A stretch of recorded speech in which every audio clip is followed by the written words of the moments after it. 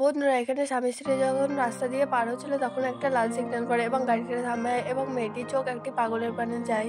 তবে দেখতে লাগে আর ছেলেটির বুকে মেয়েটির নাম লেখা ছিল। আর তারপরে তার মনে পড়ে সে আর কেউ না, তার বয়ফ্রেন্ড ছিল।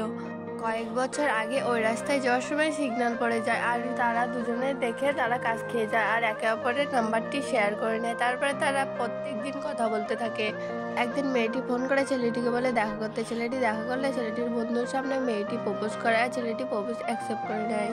মেয়েটি যখন ছেলেটিকে নিয়ে যেতে লাগবে তার বন্ধু এসে হাতটি ধরে আর তার বন্ধুকে বলে, ভাই কাল নাম্বার আজকে প্রপোজ, মেয়েটাকে সুবিধার লাগছে। বন্ধু তাকে বলে, দেখ ভাই, আমাকে প্রপোজ করছে বলে তোর রাগ হচ্ছে, আমি বুঝতে পেরেছি। মেয়েটি আর ছেলেটি সেখান থেকে চলে যায়। বেশ কয়েক মাস রিলেশনে থাকার কালীন তারপরে ছেলেটি সিদ্ধান্ত নেয় একটি ট্যাটু নেবে এবং মেয়েটির নাম বুকে লিখে নেয়। ট্যাটুটি করে মেয়েটির সামনে আসে আর মেয়েটিকে বলে, এ দেখো তোমার নাম আমি লিখেছি। মেয়েটি তখন বলে, কেন আমার নাম লিখেছ? ছেলেটি বলে, আমি তোমাকে সবসময় মনে রাখতে চাই, কারণ আমি কয়েক মাস বাইরে যাচ্ছি তো তার জন্য আমি তোমার নামটা লিখেছি। মেয়েটিকে তখন বলে, তুমি আমার জন্য অপেক্ষা করবে? মেয়েটি বলে, হ্যাঁ।